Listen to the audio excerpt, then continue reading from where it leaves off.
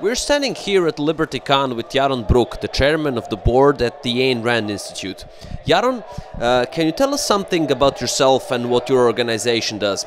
Sure. The organization is really dedicated to Ayn Rand's ideas, to promoting her philosophy, to getting people to read her books and to really engage with her ideas in the public debate.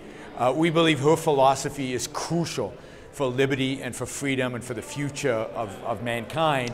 And we're there to promote those ideas. I have been involved with Ayn Rand in one way or another since I read Atlas Shrugged when I was 16 and then read everything else she wrote. I started with the Institute in 2000 as the executive director, did that for 17 years, and now really am the chairman of the board as well as still promoting her ideas through my podcast, public speaking. I travel around the world talking about Ayn Rand's ideas and how they apply to kind of the issues of the day. You mentioned that freedom of speech is one of the most fundamental prerequisites for a truly free society. Could you elaborate on that? Sure. I believe that free speech is fundamentally the right to think. The right to think for yourself, the right to use your reason to come to conclusions about the world. If you silence speech, you're silencing thinking. You're destroying the capacity, the ability of people to think. You're putting them in a box. You're telling them what's okay to think and what's not okay to think. And you're punishing unacceptable, quote, thoughts. That is the destruction of liberty, the destruction of freedom. Because I believe freedom is grounded on the idea that we're each capable of reasoning. We're each capable of discovering the truth for ourselves. We're not part of a collective Borg, collective mind. We are not, we're not living in Plato's cave, waiting for revelations to come to us.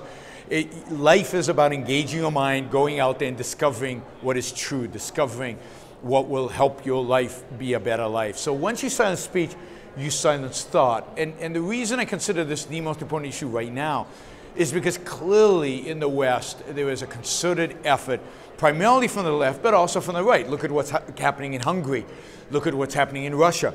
There is a real concerted effort, left and right, to silence speech, to silence whatever that piece of the political map views as offensive, as bad. And if we don't stand up to both the forces on the left and the forces on the right, if we lose our capacity to speak, we lose our capacity to think, then we lose the basis for liberty, and we also lose the ability to convince people. The only way we will succeed in bringing about a world of freedom is if we can rationally argue for it.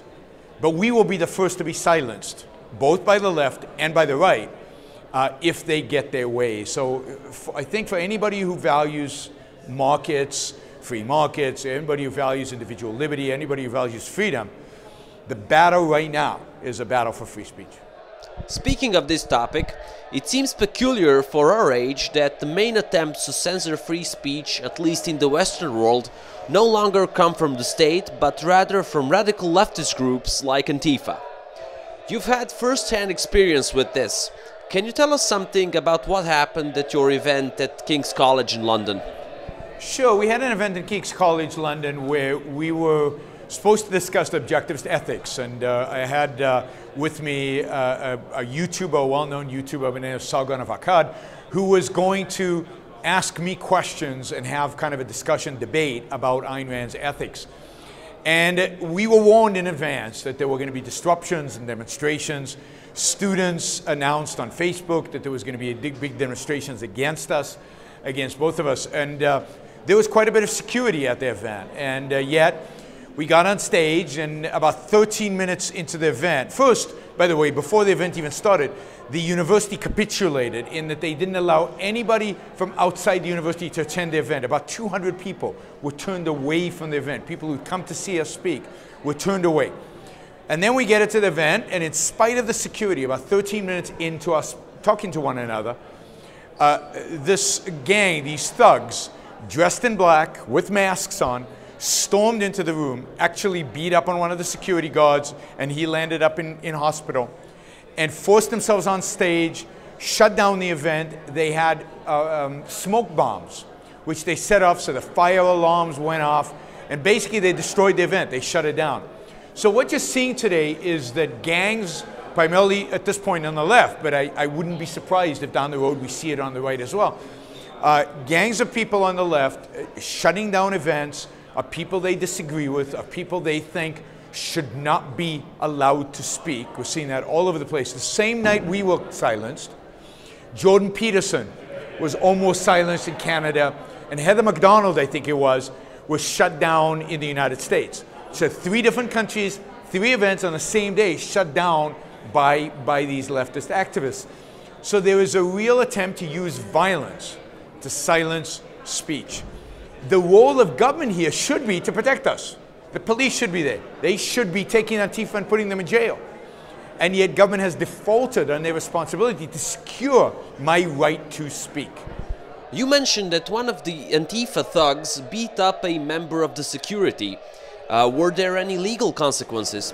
As far as I know, no, not at this point. Even though I think the people have identified who these thugs are, they've linked them to certain students at the university who promoted and encouraged Antifa to show up and facilitated everything that they did. But as far as I know, there have not been any legal or school ramifications. So indeed, the opposite has happened.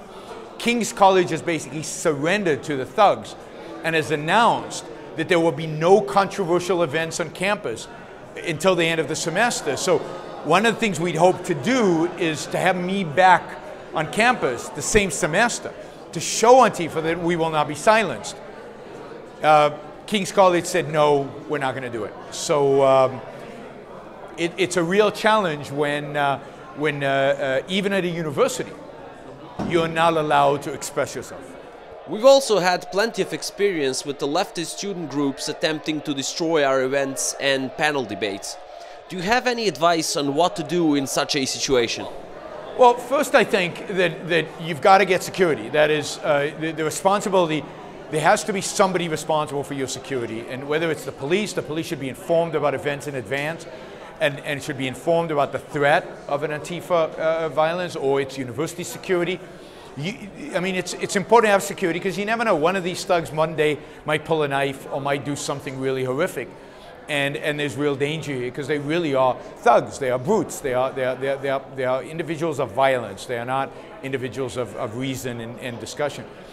I think beyond that, I think as a speaker, my attitude is always stay calm, and they're idiots, and you don't want to drop to their level. You know, unless they physically threaten me, which they do to some extent by rushing in, but unless they actually come at me, I'm not going to get into a fist fight with these guys, partially because they're like 30 years younger than me, and you know, I don't want to risk it. But and I think it's the audience. The audience needs to, I think, get involved. The audience at that point, and one of the things that happened in King's College is members of the audience got on stage. They helped, in a sense, protect us. They made it clear to the Antifa guys that they were not going to get away with it, that if they use violence, violence would be used against them. I think it's important for the audience to get engaged, to defend their right to listen to the speakers, agree or disagree. They need to be on the barricades, in a sense. So I think it's incumbent on the speakers, on the audience, to help protect the speakers.